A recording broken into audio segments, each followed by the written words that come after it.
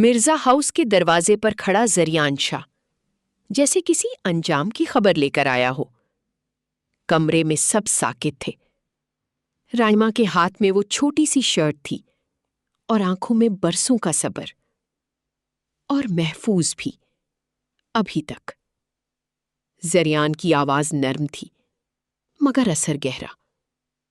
سہیل آگے بڑھا۔ تمہیں سب کچھ معلوم تھا؟ زریان نے کندھے ہلکے سے اچکائے۔ معلوم ہونا اور بتانا دو الگ باتیں ہیں۔ یہ جواب سیدھا نہیں تھا مگر صاف تھا۔ تم چاہتے کیا ہو؟ یہ سوال مہرین نے کیا۔ زریان نے پہلی بار اسے غور سے دیکھا۔ آپ کو دیکھ کر لگتا ہے آپ سیدھی بات سن سکتی ہیں۔ چند لمحے خاموشی رہی، پھر اس نے آہستہ کہا، میں صرف یہ چاہتا ہوں کہ ہر شخص اپنی کیے کا سامنا کرے۔ اور اس کے لیے تم نے یہ سب کیا؟ میں نے کچھ نہیں کیا، میں نے صرف سچ کو چھپنے نہیں دیا۔ یہ جملہ نرم تھا مگر چپتا ہوا۔ خدیجہ بیگم کرسی پر بیٹھ گئیں۔ تم ہمیں سزا دے رہے ہو؟ زریان نے سر ہلایا۔ نہیں، میں آپ کو آپ کے فیصلوں کا نتیجہ دکھا رہا ہوں۔ کمرے میں خاموشی چھا گئی۔ یہ بات پہلی بار کسی نے اتنی سادگی سے کہی تھی۔ سہیل نے مضبوط آواز میں کہا، مجھے میرے بیٹے تک پہنچنا ہے۔ زریان نے اس کی طرف دیکھا۔ پہنچ جاؤ گے، مگر پہلے یہ سمجھنا ہوگا کہ تم اس سے دور کیوں ہوئے۔ مجھے کسی وضاحت کی ضرورت نہیں۔ ہر باپ یہی کہتا ہے جب تک وہ سچ سننے کے لیے تیار نہ ہو۔ مہرین نے آہستہ کہا، اگر سچ سننا ضروری ہے تو سن لے۔ سب کی نظریں اس پر آئیں۔ وہ پرسکون تھی مگر مضبوط، کیونکہ جب تک وجہ نہیں سمجھیں گے راستہ نہیں ملے گا۔ یہ بات کسی دلیل کی طرح نہیں، حقیقت کی طرح لگی۔ زریان نے ہلکی سی مسکراہٹ کے ساتھ کہا، آپ اس کہانی کو مشکل بھی بنا سکتی ہیں اور آسان بھی۔ میں صرف سچ کو سیدھا کرنا چاہتی ہوں۔ چند لمحے خاموشی رہی، پھر زریان نے آہستہ کہا، تو سنے۔ جس دن رائما کو بھیجا گیا وہ فیصلہ صرف ایک شخص کا نہیں تھا۔ سب کے چہرے بدل گئے۔ یہ پورے گھر کا فیصلہ تھا۔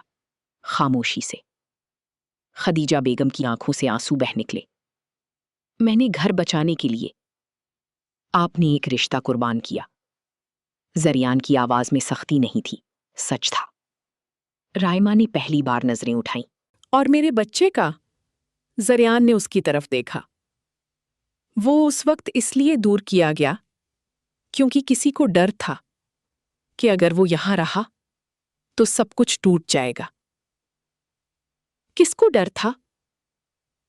چند لمحے خاموشی، پھر اس نے سیدھا کہا، سہیل کو۔ کمرہ ایک لمحے کے لیے ساکت ہو گیا۔ مہرین کی نظر فوراً سہیل پر گئی۔ سہیل کی سانس جیسے رک گئی ہو۔ یہ جھوٹ ہے۔ نہیں، یہ وہ سچ ہے جسے تم نے خود سے بھی چھپایا۔ تم اس وقت کمزور تھے سہیل۔ زریان کی آواز اب نرم تھی۔ تمہیں لگا تم سب کچھ نہیں سنبھال سکتے، نہ رائما، نہ بچہ، نہ یہ گھر۔ سہیل کی مٹھی بند ہو گئی۔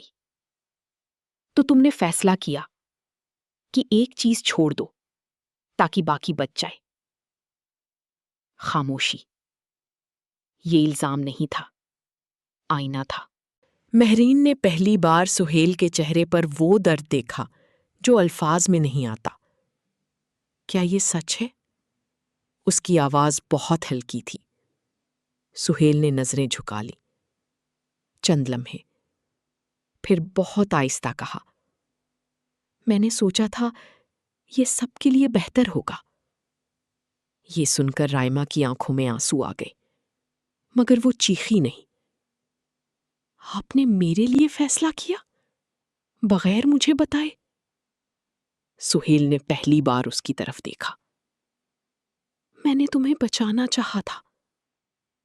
آپ نے مجھے اکیلا کر دیا۔ یہ جملہ سادہ تھا مگر سب سے بھاری۔ کمرے میں مکمل خاموشی چھا گئی۔ ہر شخص اپنے حصے کا سچ سن چکا تھا۔ کچھ دیر بعد مہرین نے آہستہ کہا، اب سوال یہ نہیں ہے کہ غلطی کس کی تھی۔ سب کی نظریں اس پر آئیں۔ سوال یہ ہے کہ اب ٹھیک کیا کرنا ہے؟ یہ بات پہلی بار امید جیسی لگی۔ سہیل نے گہری سانس لی۔ میں اپنے بیٹے کو واپس لاؤں گا۔ رائما نے اس کی طرف دیکھا۔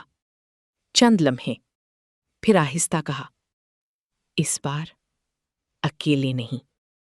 یہ ضد نہیں تھی، ساتھ تھا۔ زریان نے پیچھے ہٹتے ہوئے کہا، پتہ وہی ہے جہاں سچ تمہیں لے جائے گا۔